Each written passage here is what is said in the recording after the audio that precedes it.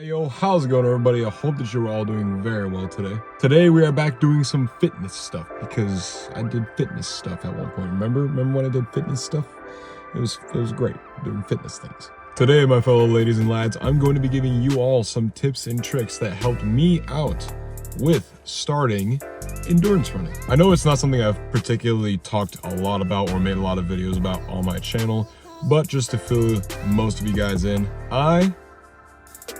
I've been running a lot. So I'm gonna go ahead and actually get prepared to go on a run right now. And while we get prepared, I'll go ahead and talk about some tips and tricks that help me out with becoming a better endurance runner. Tis a wee bit chilly out today. And I'm now in this lovely abandoned little military base bunker thing, which is it's very scenic. And the ghosts are very motivating. Let's go ahead and start off with the first tip on how to be a better runner. And this is more of a kind of generalized tip for any kind of physical exercise period, is properly stretching. This means not just stretching your legs and then calling it good and then just going gun-ho. When you are running, especially for distance or, endurance training, you are going to be using your whole body. That includes your shoulders, your abs, your back, your fingers. When you run, in all reality, you are using more than just your legs, and your entire body is engaged, especially if you are doing endurance running. So it is important before you think about even trying to attempt any kind of run that you properly stretch. So really just take some genuine time to stretch and really get all of your muscles nice and relaxed before you go out on one of these runs. Because trust me, it is not fun when you're in the middle of a 6-mile run and all of a sudden your lower back starts to seize. It is not fun. I have been there multiple times. The next step, which is actually a lot more specific to endurance running and not just the generalization, because anybody will tell you, before you get into a workout to stretch, is to optimize your breathing. Now, what do I mean by optimizing breathing? I mean optimizing the amount of oxygen you're inputting and outputting so you can get the most oxygen into your lungs at the least frantic rate. Now, you might be asking, how does one optimize breathing for running specifically? Now, most people always teach you in through your nose, out through your mouth, and that's kind of the breathing style that we take for everything. It's a technique that most people use for exercises that are related to weightlifting and as well as just general breathing. And what happens when you go in through your nose and out through your mouth is that most of the time when you go in through your nose, you close your mouth. What you're doing there is you're limiting the amount of oxygen you're actually taking in to your lungs because one of your main airways is blocked. So instead of breathing like, you have to breathe like this. Even though you're only breathing through your nose and you're only taking the air through your nose, because that extra port is open, it's going to take more oxygen in. And when you intake more oxygen into your lungs, it is going to help out with increasing not only your blood oxygen levels, which having increased blood oxygen levels helps your blood travel throughout your body with not just your heart and your lungs, but also to every other quintessential part of your working composition. But it is also going to help soothe your heart rate, which is actually going to lead into the next tip that I have for being a better endurance runner, which is keeping yourself calm. Now, what I'm referring to here is keeping your overall body and mind in a mentally calm state when you are running. When adrenaline is spiking or when your heart rate increases, your body's energy is going to be a lot higher than it normally would, but at the same time, it is also going to deplete a lot faster than it would as well. So what you want to focus on is that even though your body is doing this, you want to focus on it doing this. And what that entails is finding a good, steady breathing pattern, finding a nice pace to run at, and just keeping your whole body in a state of just genuine zen when you are running, so that you can continue that wave of energy for a long period of time and keep your entire body calm while you are running so you don't burn yourself out quicker than you should or quicker than you were expecting. And to go along with that, in the same kind of correlation, is keep your brain calm as well, because the amount of thoughts that are going to run through your head when you are running are going to be a lot, because you're going to have so many thoughts running through your head, like how much further you're actually able to go, when a good stopping point would be, or if you should even be going as far as you are going. So if your brain's freaking out, your body's freaking out. So you want to keep your brain nice, calm, cool, and collected, so that your body stays nice, calm, cool, and collected as well. And as well, it does help with the agonizing pain / truth that you are running, just period. And the next thing that I believe helps with endurance running is changing up the environment that you run in.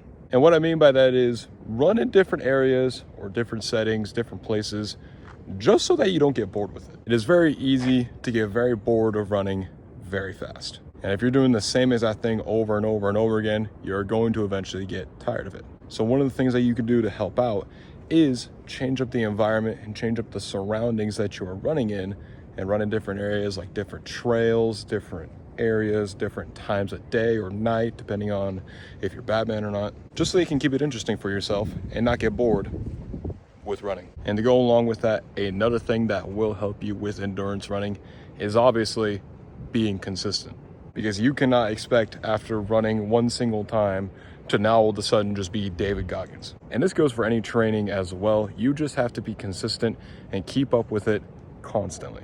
You have to develop a routine for yourself and constantly work and constantly increase the amount that you are doing, so you'll eventually keep growing and growing in what your capabilities are. So develop a schedule for yourself where you are able to run a few amount of times in the week. It doesn't have to be every day, or it doesn't have to be every other day, but develop a schedule that is right for you, where you can find a consistent pattern to run. And yeah, there are going to be some days that you're going to miss. It's just life, and that's just how it happens. But it is more important about just finding that time every single week where you are able to get it in and you are able to do it. And ladies and gentlemen, the final tip that I have personally for becoming a better endurance runner is to find enjoyment in it. Yeah, there's a lot that is to not enjoy about it, but there are a lot of good things that you can get out of running and just overall exercise, period. It is a good time to release a lot of the energy that you have pent up in your body that is not getting used. It could be kind of like a therapy session for some, depending on, what's going on in your life. And it can become a pretty good hobby as well if you decide to go that route with it. But just overall, find some enjoyment in it, because in all reality, nobody likes doing things that they do not enjoy. And if you do not enjoy running, you are not going to want to do it, period. Because who wants to do something that they don't enjoy? No one. Anyways, ladies and lads, that is going to do it for my personal tips on how to be a better endurance runner. And also, coincidentally, right as I got done explaining those, I just reached the spot where I was supposed to start running. So without further ado, let's go ahead and get right to it. We have officially reached the halfway point, and it's fucking windy over here. All right, now that it's a little bit less windy, we've officially reached the halfway point. There it is. No, Siri, shut up. About 3 miles exactly. I started the actual counter for the run just a couple miles, or I started the tracker a little bit after the exact starting point for the 6.4 mile run. But as you can see, other than the 5 minutes, which were spent over there because it was windy, averaging about a 10-minute per mile pace, which isn't necessarily the fastest, but it's one that I know personally I am able to keep up. And like I said earlier, just really focusing on keeping my body in the most calm state that it can be, and just cruising along at that exact rate so I can continue with a full run and not stop at all. Anyways, with that being said, we are, like I said, officially halfway done. I'm gonna go back into this spooky trail and continue on the way. Well, this is a fun dilemma. I'm halfway through. On my way back, there's no other way to go. There's a bunch of elk over there. Damn. Well, shit. It's time to get spooky, I guess. All right, we have officially managed to get past the herd.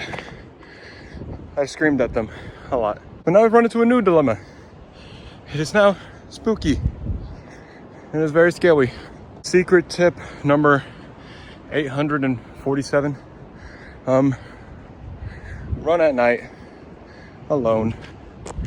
It's very scary. Helps with motivation. Helps with drive. Anyways, yeah. Now past that, so I'm gonna continue running on this trail, which as you can see is black. Fun times. All right, we've officially crossed 6 mile mark.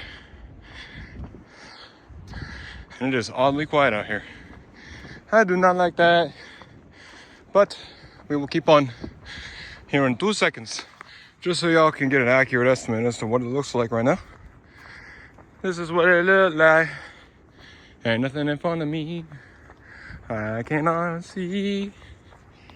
Alrighty, ladies and lads, we are officially out of the thick of it, and we are back to civilization. Now I need to get back to my vehicle because my phone's at 2%. Because I've been using my flashlight. Because I'm a scared little butt cheek. Well, my fellow ladies and lads, I am happy to report that I am in fact not dead. My phone died right after I made that last clip, and I had to run all the way back to my car, and I wasn't able to charge my phone up until now. But anyways, ladies and lads, that is going to do it for today's video. If you like this video, then please do leave a like on this video. And if you feel like it, please do subscribe to the channel as well. And I'll catch you all in the next video. Peace.